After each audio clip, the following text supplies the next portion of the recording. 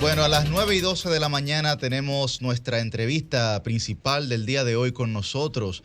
Está el profesor Cristóbal Rodríguez, que hablará sobre la ley de extinción de dominio, la aprobación de esta ley y todas, digamos, los periquitos, como se dice en buen dominicano, que se le tuvieron que modificar para que su aprobación fuera exitosa en las dos cámaras del Congreso de la República. Muy buen día, profesor.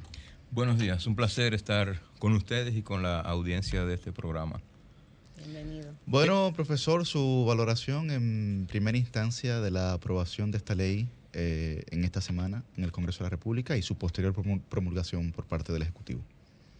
Yo pienso que la aprobación de la ley de extinción de dominio es un paso significativo de avance en el combate o en el intento del Estado Dominicano por combatir la criminalidad organizada transnacional en todas sus manifestaciones. Porque el objetivo de todos los grupos que se organizan para delinquir fundamentalmente es hacer acopio de riquezas, de bienes, de dinero, de propiedades. Y cuando tú tienes una herramienta que te facilita tocar el objetivo principal por el que se organizan los grupos de criminalidad, entonces tú tienes una herramienta potente. Porque ¿a qué se ha reducido tradicionalmente el combate al crimen?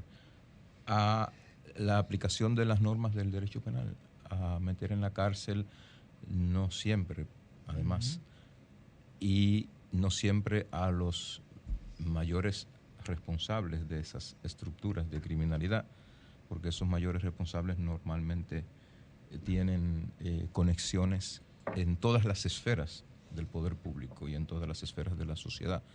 Entonces, poder ir tras los bienes es una cuestión relevante, y por eso creo que en un contexto donde se ha puesto tanto en primer plano una voluntad de Estado para combatir la impunidad y para combatir el crimen, esto tiene una relevancia especial. Felipe. Bueno, quitándole un poco quizás la pregunta a Cristian, porque que fue un comentario muy interesante. Cristóbal, se hizo en la mañana decía Cristian porque hiciste un comentario muy interesante en la mañana. Él decía que supongamos que una persona es sometida aplicando, o sea, se le incauta un bien aplicando esta ley. Y mi pregunta es, ¿resiste un examen de inconstitucionalidad el hecho de que haya pasado como ley ordinaria y no como ley orgánica? Mira, yo quiero decir dos cosas. En el íter legislativo, es decir, en el proceso legislativo, en principio, el Senado de la República presentó el proyecto como ley ordinaria. Sin embargo, la aprobó con una mayoría superior a la necesitada para la aprobación de la ley como si fuera orgánica. Exacto. Ese es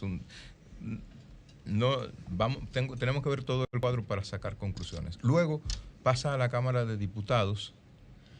En la Cámara de Diputados se declara como orgánica y se aprueba a unanimidad. Se le hacen 37 observaciones. Y a esa ley que la Cámara había aprobado como orgánica y a ese proyecto que la Cámara había declarado como orgánica y al que le hace 37 observaciones, en esas condiciones el Senado la aprueba. No sé si se hizo la declaratoria formal. Vi al senador Iván Lorenzo en su discurso final en el Senado de la República, el día que se aprobó la ley, enfatizar el carácter orgánico de la ley. No sé, en el inicio de la discusión, si hubo una declaratoria formal. Ahora, pareciera, dado lo que pasó en la Cámara de Diputados, que la ley fue aprobada como orgánica. Ahora bien, yo quisiera hacer una breve reflexión sobre lo siguiente. Si la ley, incluso si la ley no fue declarada como orgánica, el hecho de que se haya aprobado con una mayoría superior a la exigida por la Constitución para la aprobación de las leyes orgánicas, técnicamente suple la falta de esa declaratoria previa, donde subyace una cuestión a la que debería ponerse la atención si así sucedió, en el hecho de que la reforma de una ley que no es orgánica, que no fue declarada como orgánica en el proceso de su aprobación, puede ser modificada como una ley ordinaria. Entonces, si mañana, lo que quiero decir en síntesis, si mañana, alegando que no se hizo la declaratoria formal de organicidad de la ley, alguien va al Tribunal Constitucional y plantea una cuestión de inconstitucionalidad tendente a la anulación de la ley por un vicio en el proceso de su producción, yo creo que el Tribunal Constitucional tendría en sus manos la posibilidad de resolver, si lo hubiera, digamos, el fallo en la no declaratoria. ¿Por qué? Para evitar que en el futuro, si una bancada legislativa quiere introducir modificaciones, se pueda modificar una ley que es orgánica con una mayoría que no es la propia de la ley orgánica. Porque el artículo 112 dice que las leyes orgánicas se aprueban y se reforman con una mayoría de 2/3 partes. Entonces, para mí la única preocupación está a futuro. Pero el constitucional, profesor, le podría dar facultad de orgánica a la ley. ¿A eso que usted se refiere? Cuando dice que pudiera resolver el Tribunal Constitucional podría recalificar, así como lo hace con algunas acciones de recursos de revisión constitucional en materia de amparo. Alguien pone un amparo de cumplimiento y el tribunal puede estimar que no fue un amparo de cumplimiento, sino que fue un amparo ordinario. Entonces el tribunal tiene facultad para recalificar la naturaleza o el tipo de amparo. Si tiene esa facultad, puede tener facultad para recalificar como orgánica la ley con el propósito de evitar que en el futuro se modifiquen con una regla de mayoría aún con los distinta. precedentes de jurisprudenciales de que no, espérate, que esa ley no se cumplió con el proceso como debía para tener esa calificación. Lo que pasa es que lo que exige la Constitución... Perdón, tanto de la Suprema como del Tribunal Constitucional. Lo que pasa es que sobre esto el tribunal no se ha pronunciado, ni la Corte Suprema tampoco. Lo que exige la Constitución en materia de leyes orgánicas es que se aprueben con las 2/3 partes de los presentes en cada hemiciclo una vez verificado el quórum. Si se cumple con ese requisito, la ley es orgánica. Si no se declara como orgánica, subyace lo que acabo de decir, la posibilidad de que en el futuro alguien la quiera reformar con una mayoría simple. Con una mayoría no calificada como orgánica, que se llama absoluta. En nuestra regla claro. parlamentaria es mayoría que absoluta. 50 más 1 de los presentes. Mitad más 1 de los presentes, exactamente. Cristóbal, para lograr pues que fuera ya esto una realidad, el mismo Alfredo Pacheco ha dicho que fue vital que no fuese retroactiva la ley de extinción de dominio. Este tema muchos lo han calificado como que es un asunto de intereses de la misma clase política. Sin embargo, vimos declaraciones suyas diciendo que es lo que realmente permite la Constitución, que no debe ser retroactiva. Esto realmente, ¿cómo podemos explicárselo de manera clara a quienes nos escuchan? Bueno, yo creo que hubo la cuestión de la retroactividad, y en eso estoy de acuerdo con el presidente de la Cámara de Diputados, Alfredo Pacheco. Era el corazón mismo de la discusión, porque era el elemento de mayor controversia. El proyecto original, que se sometió a las cámaras, era de una retroactividad ilimitada en el tiempo. Vaya. Yo llegué a decir más de una vez que de aprobarse ese proyecto original, se abría la posibilidad, además estaba muy difuso el tipo de ilícitos que podían dar pie al inicio de un proceso de extinción de dominio. Yo decía que con ese esquema tan ilimitado de retroactividad y tan vago y difuso en términos de la configuración de los ilícitos, se podía perseguir por cualquier ilícito la extinción de un bien adquirido originalmente en 1845, es decir, a un año de la proclamación de la independencia nacional. Y eso sembraba una situación de incertidumbre que quebrantaba toda la seguridad jurídica en torno al sistema de propiedad. Luego se decidió limitar la retroactividad, aunque los señores del Senado la llamaban retrospectividad, la retroactividad a 20 años. Entonces se podía aplicar hacia atrás en el tiempo con un límite de 20 años. ¿Qué es lo que pasa con esto? La Constitución de la República dispone que las leyes solo rigen para el porvenir. Así, de manera precisa, con demasiada claridad. Solo disponen para el porvenir. Y solo pueden tener efectos retroactivos cuando son favorables al que está bajo persecución judicial o al que está cumpliendo condena. Algunos especialistas hablan de que esa favorabilidad para beneficiarse de la aplicación retroactiva de la ley va más allá del que está sub judice o cumpliendo condena, y que aplica a todas las circunstancias en que un sujeto puede ser favorecido en cualquier ámbito. Lo sostuvo en su tesis habilitante para la adquisición del grado de doctora en Derecho por la Universidad Autónoma de Santo Domingo, Minerva Mirabal, que fue la primera que habló de ese tema en la República Dominicana. Entonces, ahí se mantuvo la discusión, porque ¿qué se decía? Lo que pasa es que no es aplicación retroactiva, es aplicación retrospectiva de la ley. Porque si hay un bien que fue adquirido de manera ilícita, no puede generarse condiciones de legalidad alrededor de un bien adquirido de manera ilícita. Eso es verdad. Lo que pasa es que la institución de la extinción de dominio no existe en términos de su desarrollo legislativo en la República Dominicana hasta el momento en que se aprueba la ley. Y por tanto, tú no puedes poner en marcha una institución jurídica con todas las implicaciones que tiene y aplicarla a situaciones ocurridas con anterioridad a su puesta en vigencia. No es posible. Choca frontalmente con el artículo 110 de la Constitución. Dice, no, es el juicio al bien, pero no hay bienes sin sujetos que sean sus propietarios o sus detentadores. Además, hay una presunción general de licitud de los bienes, de la procedencia de los bienes.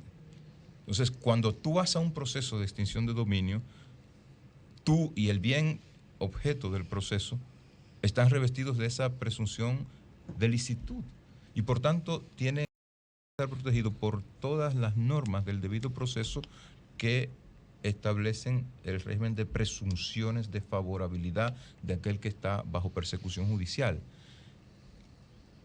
Por suerte, en la Cámara de Diputados se tomó la previsión de modificar ese y otras 36 cuestiones, no menores, muchas de ellas cuestiones muy sustanciales. Claro. Y eso bajó mucho el nerviosismo y la incertidumbre, porque yo lo quiero decir con claridad, repetirlo porque lo dije muchas veces en las últimas semanas. El proyecto de ley que llegó a la Cámara de Diputados quebrantaba todo el régimen de tenencia de la propiedad en la República Dominicana. Atención a los señores del Senado, como decía usted. Señores del Senado. Señores del Senado. Digamos, lo importante es, primero, que en la Cámara se subsanó. Y luego que en el Senado los senadores fueron capaces de anteponer la necesidad de que el país se dotara de la ley ante las pretensiones de algunos de imponer su proyecto de ley. Y eso es importante, no es menor, y hay que reconocerlo como gente que es capaz de desprenderse de las cosas a las que se han abrazado. Eso es importante porque sin eso no hay democracia. Claro. Roselvi, sí. Profesor, yo me quiero ir a un aspecto más básico. Nosotros ciertamente tenemos una audiencia muy entendida, pero para cumplir con el rol de educar que tienen los medios, vamos a atender a quienes quizá no entienden el concepto de extinción de dominio. La gente ya sabe que en esencia la ley procura, digamos, perseguir los bienes que han sido adquiridos de manera ilícita, pero el concepto de extinción de dominio, ¿qué es lo que se extingue y qué es el dominio? Vamos a ver cómo le explicamos eso a la gente. La propiedad tiene 3 características básicas. O sea, si tú tienes una propiedad, tienes el control de la propiedad y el dominio. Control o dominio de la propiedad. El uso de la propiedad y el disfrute de los resultados o de los frutos que pueden derivar de esa propiedad. Control, uso y disfrute. Esos son los 3 elementos estructurales que conforman el derecho de propiedad. En ausencia de uno de ellos no hay propiedad. O la propiedad está severamente limitada. Entonces, cuando te dicen, te quiero extinguir el dominio, te quiero extinguir el control que tú tienes de una propiedad. Que si es el resultado de un ilícito de los que están configurados en la ley, no fue propiedad como tal, solo lo fue en apariencia. Y por tanto, tú no tuviste la propiedad, sino el dominio. Por eso, en vez de extinción de la propiedad, se habla de extinción del dominio que tú tienes sobre un bien que no es legítimamente de Sería tu propiedad. del control sobre la propiedad, digamos. Es equivalente. Digamos, son sinónimos. Sí, exacto. Para los fines para los fines de la comprensión del término, es equivalente a control. Exacto. Doctor, yo tengo 12 preguntas aquí en lista. Pero por un un tema de tiempo, vamos a reducirlo. ¿Cuándo no, Cristian? Vamos a reducirlo, ¿verdad? No, ¿Cuándo va a ser, tú no? sabes que yo recibo las preguntas de la gente y la vaina, pero bueno. Mire, Gente mucho. doctor, 2 temas que se daban con el proyecto de ley anterior y que ahora como que quedaron en el olvido, en la preocupación de muchas personas. Una de ellas es, ¿hay garantías con este proyecto aprobado, con esta ya convertida en ley de extinción de dominios, de que los procesos administrativos que reposaban en la decisión hasta de un fiscal, que incluso doña Miriam advertía de la posibilidad del chantaje, utilizando el proyecto antes presentado, se reducen lo suficiente para que sea sobre la autoridad del juez únicamente que se pueda ocupar un bien, se pueda limitar el uso de un bien en determinado proceso de extinción de dominio? La ley prevé que la decisión de extinguir el dominio de un bien es facultad exclusiva del juez. El Ministerio Público, el rol que tiene es el de recibir denuncias cuando alguien tiene alguna información relativa a un bien del cual alega procedencia ilícita, y llevar a cabo la investigación y presentar el caso ante el tribunal y defenderlo. Ese es el rol del Ministerio Público. En el proceso previo a que intervenga una decisión por parte del tribunal, se pueden solicitar medidas cautelares, es decir, medidas que permitan a la autoridad tomar control del bien para evitar que el mismo sea distraído, que sea vendido, que sea puesto en manos de terceros, que sea trasladado, que si es perecedero pueda perecer. Es decir, se pueden tomar medidas cautelares, pero esas medidas también las toma un juez que la ley dice que es el que hace las veces de juez de control de la investigación que ha llevado el Ministerio Público, que es el equivalente en el derecho penal al juez de la instrucción.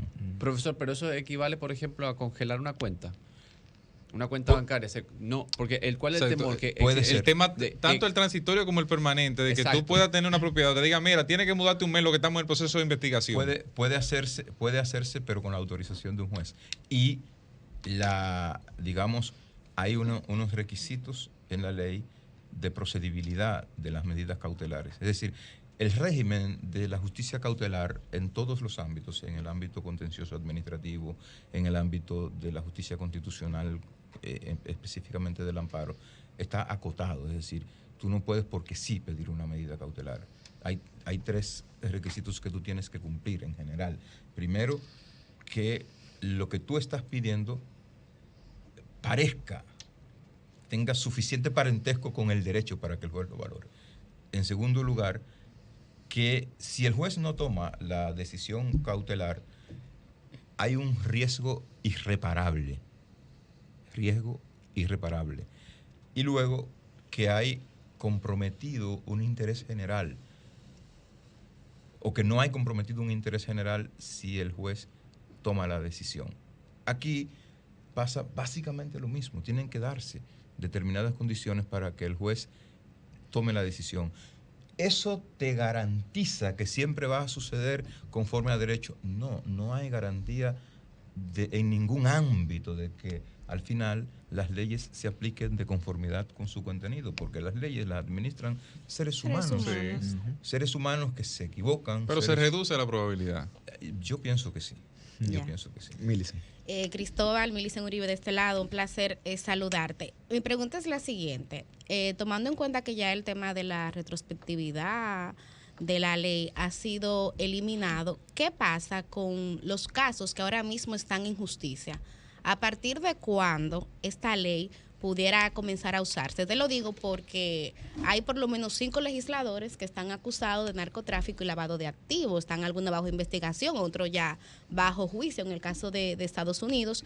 Pero también hay casos como el expediente Medusa o el expediente Coral 5G, en los cuales, como parte de las imputaciones, el Ministerio Público acusa a estas personas de haber desfalcado al Estado mediante la venta y compra de propiedades. Entonces, me pregunto si esta ley pudiera tener algún nivel de incidencia en esos dos procesos. No, absolutamente.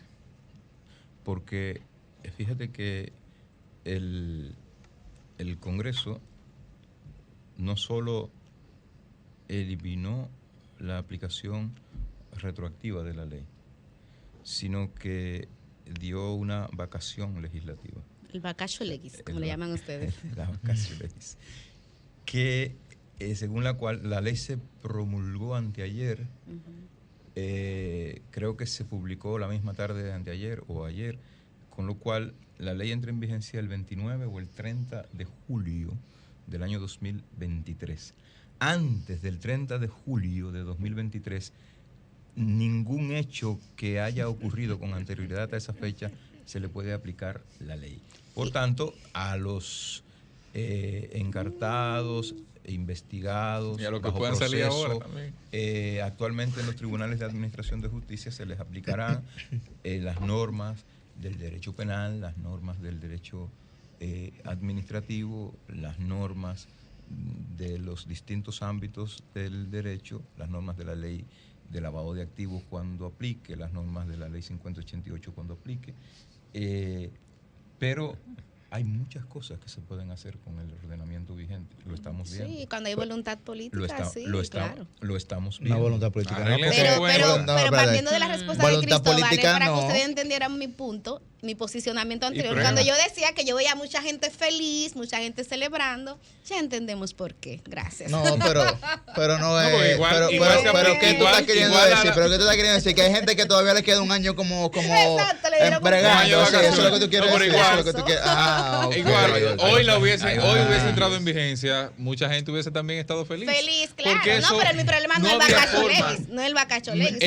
El problema no está ubicado en que se aplique hoy o mañana. El problema está en que no hay forma de mirar hacia atrás Sí. con una ley Sí, que se claro. apruebe hoy o en 20 años. No es porque o sea, no se quiere los que la males que se Constitución- la los Constitución lo tigres que establece. están estafando con tarjetas de crédito, si mañana aprueban una ley puntual para eso en 20 Quedan años, exentos. no podrán ser juzgados. Y eso es un tema que lamentablemente o afortunadamente el ordenamiento jurídico lo contempla. Profesor, esta ley cuida, usted hablaba de la presunción de licitud y de inocencia, digamos, cuida estrictamente esa presunción de inocencia en la gente que puede estar siendo sometida en un caso penal y que posteriormente por la ley de extinción de dominio también sea sometida en temas civiles, ¿no? Ahí ¿cómo se va a manejar ese caso en el que ya por usted está en un caso penal, digo, mediatizado, está condenado? Y muy probablemente el juez también así lo crea. En caso contrario, ¿cómo tratar de que en términos civiles eso no afecte, digamos, el proceso? ¿Cuida la ley ese escenario? Voy a decirte como te diría un político cualquiera. Qué bueno que me haces esa pregunta. Una pregunta muy Una importante. pregunta. Mira,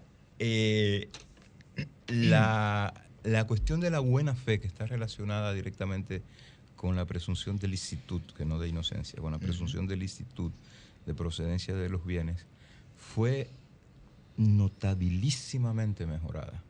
Es una de las cosas, junto con la cuestión de la retroactividad, para mí era la cuestión más relevante en el proyecto que llegó a la Cámara de Diputados. Porque el proyecto establecía una presunción general de mala fe en la adquisición de todo el régimen de la propiedad. Un peligro. O sea, tú el que compraba Te decía lo contrario, Un peligro. pero cuando tú leías el detalle, la letra menuda, la letra pequeña de la ley, te dabas cuenta que no, que lo que había era una presunción de lo contrario. Aquí tú eras te muy- obligaban, tú eras te muy obligaban ladrón. a ti a tener, a comportarte diligentemente, etcétera, lo cual como parámetro para la buena fe está bien, pero te decían, tienen que hacer un estudio alrededor de la titularidad del bien Vaya. cuyo dominio ostenta. ¿Y cuál es el alcance de ese estudio? ¿Cuál es el contenido mínimo para que ese estudio satisfaga la condición, el requisito de buena fe que la ley te exige? ¿No? O sea, cosas así. Había mucho más. Entonces eso fue muy, muy, muy bien tratado en la Cámara de Diputados y fue asumido por el Senado de la República. ¿Qué quedó como un elemento, a mi juicio, preocupante? Y lo decía ayer en una nota que publicó la periodista Yamali Rosario en el periódico Diario Libre. En la ley subsistió un criterio de prueba, lo que se llama el estándar probatorio aplicable en materia de procesos de extinción de dominio, que se conoce técnicamente como el criterio de probabilidad. Eso lo que significa es que tú coges una balanza y si el juez considera que es más probable que el hecho ocurriera, tiene un argumento suficiente para disponer la extinción del bien. Pero que sea probable que sucediera significa que es probable que no. Que no. Significa que yo puedo ordenar la extinción de un bien aunque haya dudas, porque si es probable que no, significa que hay dudas sobre la certeza total de que pasó. Duda razonable. Entonces, ¿qué es lo que pasa? El artículo 69 de la Constitución protege la presunción de inocencia, que llevada al ámbito de los procesos de extinción de dominio significa, o tiene que ser leído como presunción de licitud, de la procedencia y del uso que se haga de los bienes. Esa presunción de licitud para quebrarse, tiene que ser bajo el estándar que dicen los abogados en las películas que nosotros vemos aburridísimos los domingos por la tarde, más allá de cualquier duda razonable. ¿Por qué? Porque si bien se trata de un juicio a la cosa, al bien, lo que faculta al juez a extinguir el dominio de esa cosa o de ese bien es su procedencia ilícita.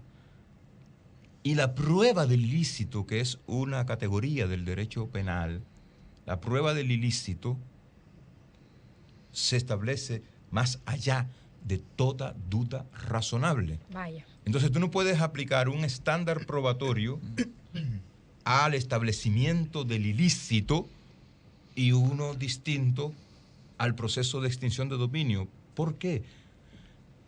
Vamos a suponer que te extinguen un bien, y puede pasar, Sí. es otro de los escenarios Sí. que subsiste, dificultosos y que va a tener que controvertirse en los tribunales. Te extinguen un proceso, porque además el proceso es corto en términos de su duración. Te extinguen un bien, unos bienes. Pero hay un proceso penal abierto. Con posterioridad resulta que el juez penal considera que no hubo prueba suficiente o que sencillamente no hubo ilicitud. ¿Y el dominio? Para Y el dominio demostrar ya, ese ilícito, y el dominio exacto. ya Ya fue está extinguido. El dominio ya está extinguido. Un Entonces, peligro. esa discrepancia en términos de criterio para ponderar las pruebas, en parte, facilita eso. Pero eso además lo facilita lo que en la ley se denomina el carácter autónomo del proceso, que es una figura, se intentó que eso se rectificara porque la legislación de extinción de dominio, digamos en sus propósitos originales, donde quiera que ha existido, se ha pensado como una legislación que en términos del proceso es subsidiaria al derecho penal. Es decir, es ante las insuficiencias del derecho penal que debería activarse la extinción de dominio como figura. ¿Por qué? Que la gente tenga un complemento más o menos. Quiero explicarlo con 2 ejemplos que yo creo que son suficientes. ¿Por qué los colombianos adoptaron su ley original en 1996? Porque a Pablo Escobar Gaviria lo mataron en una azotea de Medellín. Y muerto Pablo Escobar Gaviria no había a quien hacerle un juicio penal. ¿Y qué vamos a hacer con todos los bienes de Pablo Escobar Gaviria? Con las calas, con las propiedades, con los edificios, con los yates, con los hipopótamos, con el zoológico. ¿Qué vamos a hacer con todos los bienes de Pablo Escobar? Si no hay a quien enjuiciar. El derecho penal no da una respuesta para eso. Entonces, subsidiariamente, se crea una herramienta legislativa que mediante un proceso distinto al penal permite al Estado tomar control de bienes que provienen de la actividad del narcotráfico. Quirino Ernesto Paulino Castillo lo extraditan, segundo ejemplo, a los Estados Unidos. Parece que hace un acuerdo con las autoridades judiciales de los Estados Unidos. Años después vuelve al país, cumplido ese acuerdo. Y ahí están sus bienes. Ahí están sus bienes, nadie lo tocó. Ahí están sus bienes. El derecho penal no puede nada contra él. Es viable, es correcto que haya una legislación que prevea un procedimiento alternativo, no contra él, sino contra los bienes que tuvieron su origen en actividades ilícitas. Por supuesto que sí. O sea, de eso hablo cuando hablo del carácter residual o subsidiario con que fue originalmente concebida la legislación sobre extinción de dominio. Aquí no se le dio ese carácter. Aquí el proceso de extinción de dominio puede coexistir con un proceso penal, con un proceso civil, con un proceso administrativo. Y eso no solo interfiere con el tema del régimen constitucional de las presunciones, sino también interfiere con otra cuestión protegida por la Constitución, que es la prohibición del doble enjuiciamiento. Vamos a darle un aplauso a esta cátedra magistral. Quedó bastante claro todo. Yo creo profesor. que sí. Nos quedan muchas preguntas, profesor. Nos quedan muchas preguntas. Sé que Susi tenía una, sé que Cristian tenía, pero tenemos otros invitados y ya tenemos el tiempo encima. Lamentamos que no podamos continuar. Pero agradecemos al profesor Cristóbal Rodríguez por, como bien ha dicho Millicent, darnos una cátedra hoy. Deberían escuchar algunos señores del Senado, deberían escuchar. Los senadores actuaron muy bien. Sí, posteriormente. No es como sí. inician, es como terminan, que se juzgan. Si lo vemos en retrospectiva. No, Gracias, profesor. Vamos a la pausa, lo vemos en breve.